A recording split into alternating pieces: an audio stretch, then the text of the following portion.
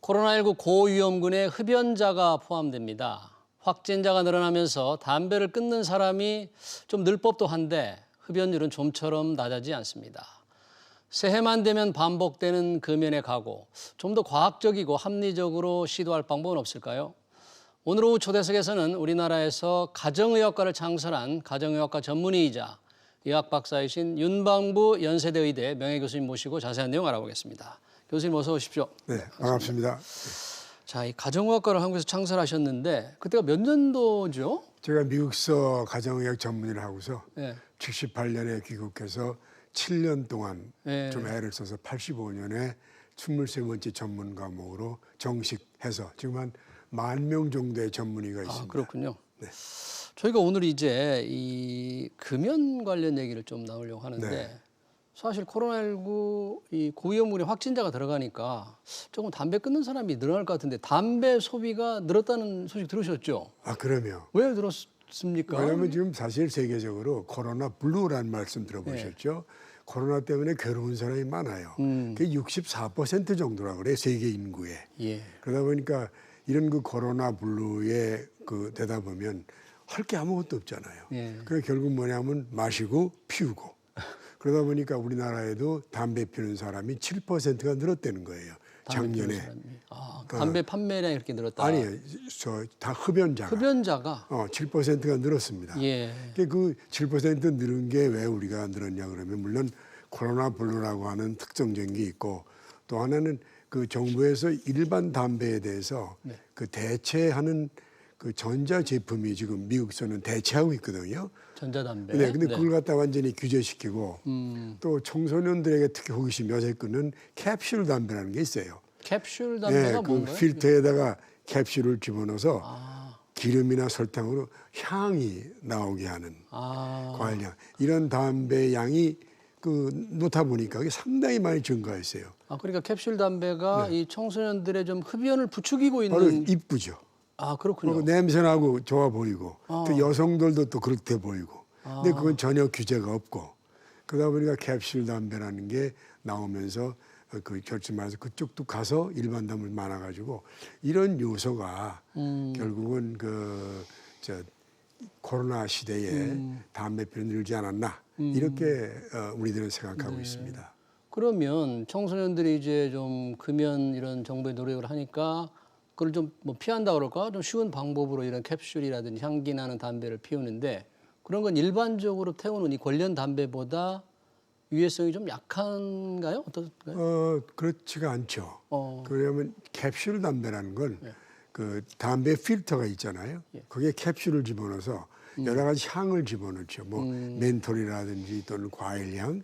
그래가지고 담배를 피면서 누르게 되면 그 소위 증기가 들어오게 되면 뭐 과일 냄새, 때로는 멘톨 냄새 이런 게 나오게 되죠. 그러니까 청소년들이 이게 담배가 아니라는 생각을 할 수가 있어요. 사실은 담배가 그대로 다 들어있는 건데 그래서 그러다 보니까 생각이 특히 젊은 사람들은 호기심이 있잖아요. 담배 싫다 할 때. 그러니까 제일 좋은 건 담배 아니라고 얘기를 하는 것 같고 피우면 뭐 멋있는 냄새도 나고 맛도 나고 그러니까 거기에 집착하게 되거든요. 그래 그 사람들이 미국 같은 경우엔 12세부터 17세 사이에 80%가 이걸 펴요.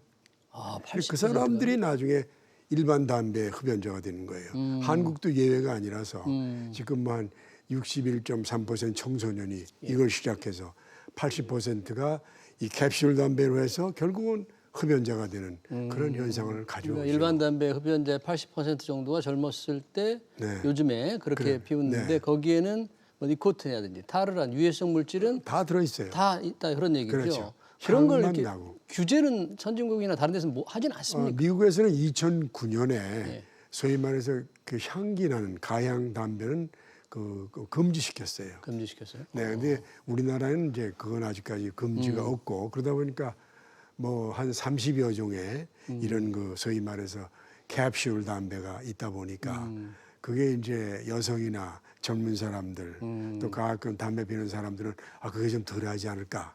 전자담배는 막 그냥 매스컴에서 제기고 뭐 어떻다 그러고 막 못하게 하니까 그렇지 않았나 이런 생각이 듭니다. 뭐 그런 캡슐 담배든 전자담배든 일반 담배든 좀 안 피워보려고 많이 노력을 하지만 정말 의사 생활을 정말 오래 하셨는데 네네. 지켜보셨을 때 네. 제대로 성공하는 무슨 금연 성공하는 거 참 어렵잖아요. 어떻게 금년 성공 없다고 보시는 게 맞아요. 없어요? 왜냐하면 뭐 가끔 정부에서 예. 금년 위해서 뭐 보건소 보내고 그래가지고 의사들한테 금년 교육하고 예. 뭐라 그러지만 불과 5%가 끊어요. 그러다 보니까 5% 밖에 안 나머지는 돼요? 못 끊습니다. 그래서 사실 이 담배를 끊는다는 것은 이 적어도 한 담배 피는 사람 가운데의 30%는 막말로 얘기해서 네. 죽어도 못 끊어요. 중독이 돼서. 근데 70%는 끊을 수도 있어요. 네. 그러니까 이 30%가 사실은 우리에게 중요한 사람들이거든요. 네. 흡연하는 인구 가운데. 그래서 이 사람들에 대해서 우리가 좀 관심을 가져야 되는데 막 그 나라에서는 뭐 담배 피우는 사람 죄인 취급하고 담배값도 막 지금 많이 담배값만 올렸고요. 올리고 세금 올렸죠. 하고 소위 말해서 흡연자에 거둔 세금 같은 걸 저 일반 사람들이 쓰는 그런 형태가 됐거든요. 네, 흡연자세 걷었으면 금연 정책에 훨씬 더 많이 써야 될 것 같은데. 그렇죠. 그보다도 흡연자들의 현재 이제 담배 피니까 예, 그 들어오지 않게 담배는 그래. 첫째 못 피게 시작을 안 하게. 못 피게, 그다음에 폈으면은 끊게. 끊게. 적어도 못 끊으면 못 끊는 사람들 위해서 뭔가 해야 되죠. 대책이. 그게 돼야 되지 않겠어요? 예. 근데 못 들어오게 하는 거는 지금 캡슐 담배 때문에 들어오고. 그렇죠? 그다음에 금연하는 건 뭐 한지만 그 잘 안 되고. 네. 그리고 흡연자는 버려두고. 그래서 이 흡연자에 대한 대책이 사실은 필요해요. 네. 그래서 이제 흡연자를 결국은 100% 끊는 것보다는 중간 과정을 거치게 해야 된다. 중간 과정이라. 그렇지. 그 덜 유해로운 그런 거 아니겠어요? 덜 해가 해가 덜 덜한. 적은. 근데 이게 그 전자담배가 그런 종류예요. 근데 전자담배가 그 2016년인가 15년인가 우리 정부에서 뭐 굉장히 얘기했죠. 타르가 오히려 예, 일반 피운 담배보다 많다고 했던 것 같은데 제 기억으로는. 그래요. 지금 담배 유해 요소를 18가지를 분석해서 뭐 벤제프린, 아스탈드 이름 좀 화학 얘기하지만 예. 일산화탄소 말씀하신 포말드 여러 가지 얘기를 해요. 그걸 가지고 이제 분석을 한 게 있어요. 그래가지고 이제 미국 식약청에서 미국의 식약청에서 봤더니 니코틴은 한 23% 줄어요. 일반 담배보다. 니코틴은 나머지 물질은 전부 다 90%가 줄어요. 그래요? 타르는 약간 왔다 갔다 하는데 우리나라에서는 타르가 좀 많다. 그렇게 기억이 납니다. 그런데 예. 저 많은 그 분석에서는 그렇지가 않아요. 그래요? 그래서 일반적으로 모든 그 위해 요소가 어떤 나라에서는 52까지 분석하는데 그렇게 높지가 않아요. 그리고 거꾸로 낮아서 2019년에 미국의 식약청은 까다로운 데입니다. 네. 거기서 소위 말해서 위해 담배다. 그래서 전자담배를 FDA가 승인을 했어요. 그래서 미국에서는 전자담배를 만들어서 마케팅을 할 수가 있어요. 근데 한국에서는 이제 전자담배가 그 공공의 적이 돼 있어요. 네. 그래가지고 되는데 그건 제가 볼 때는 잘못된 거라고 보고 있어요. 그럼 우리나라 식약청에서는 어떻게 해서 타르가 더 많다고 그때 발표를 했던 것 같은데 그 발표에 신뢰도가 조금 그건 떨어진다. 물론 뭐 연구한 사람마다 종류가 다르겠죠. 그거는 그 모든 걸 갖다 뭐 소변 혈액 검사를 해서 하는 거니까. 그러나 저는 아주 엄격하게 한 미국의 데이터, 또 독일 뭐 이런 데 데이터를 더 우리나라도 잘했지만 네. 그래서 일반적으로 하여튼 의사 입장에서 뭐 전자담배를 보호한다기보다는 일반 담배보다는 100번 전자담배가 낫다 모든 면에서 이거 자신 있게 그 얘기할 수가 있어요. 네. 근데 아예 담배를 또 딱 끊어버려야 되는데 또 일반 담배가 좀 위해 물질이 조금 적다고 하니까 계속 끊지 않고 그것만 피울 수가 있잖아요. 물론 아니, 이제 끊어버려야 되는데 그러나 좀 아까 얘기 적다 드렸지만 그러니까. 일단 담배를 시작한 사람들 예. 그 사람들은 아까 30%못 끊는다 그랬죠. 절대 못 끊다. 못 끊습니다. 그 사람들은 적어도 위해를 적게 해주는 게 필요하지 않겠어요. 예. 그러나 언젠가는 이분들이 그 금연할 수 있는 연착륙할 수 있는 방안을 앞으로 해야 되죠. 그 많은 담배 회사에서 제가 보면 그 연구들 의사들 연구 많이 해요. 자 전자담배 일단 가자.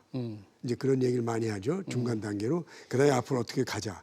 이제 이런 걸 하다 보니까 결국은 현재 흡연자는 30%는 절대 끊지 못하니까 그러니까 위해가 적은 그래요? 담배를 구할 수밖에 없죠. 그게 전자담배라고 저는 생각해요.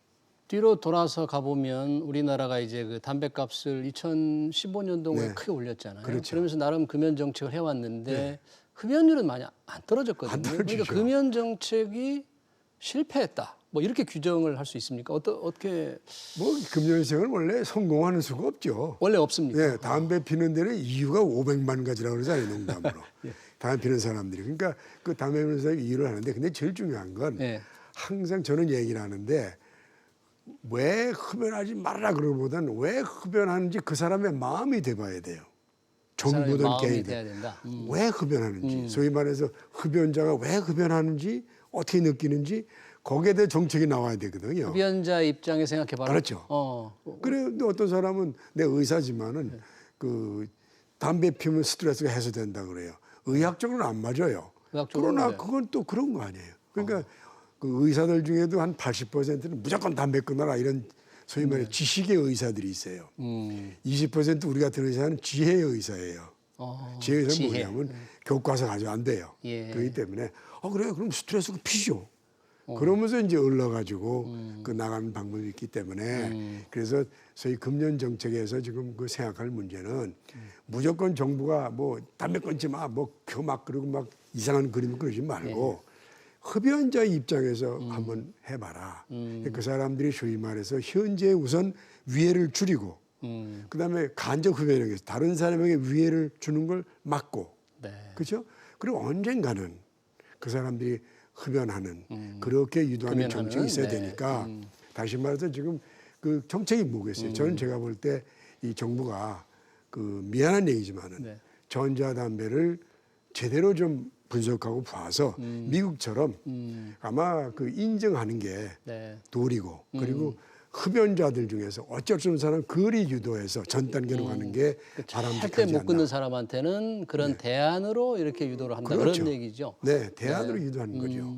그 의사들 중에도 80%는 그 우리 같은 일에 반대하는 젊은 사람도 있고 동조하는 20%의 저는 농담하는데 지혜로운 지혜를 나이 주는 많은 경의사도 있고 이렇다고 말씀드려요.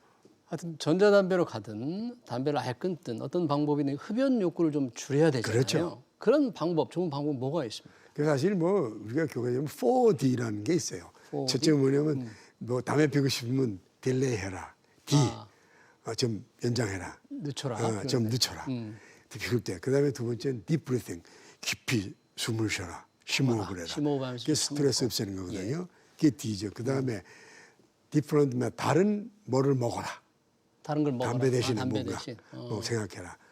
이제 그렇죠. 그다음에 그런 그 D를 가지고서 우리가 그 얘기를 하고 그래서 4D 정책 가지고서 그 물을 마셔라. 물을 마시고.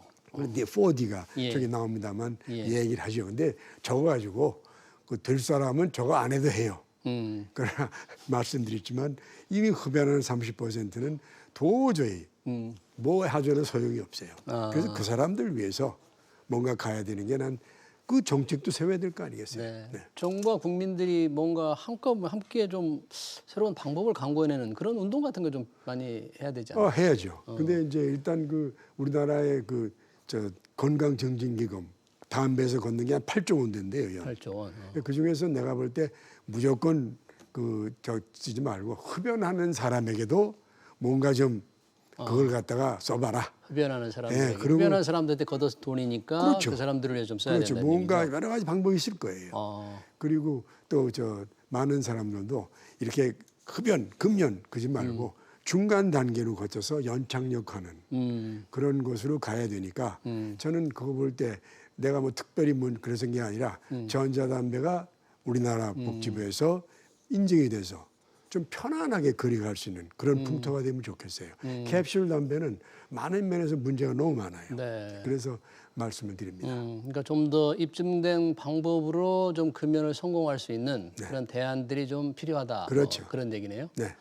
네, 잘 알겠습니다. 네, 시간 관계상 여기까지 듣겠습니다. 지금까지 윤방부 연세대의대 명예교수님이었습니다. 고맙습니다. 감사합니다. 네. 네.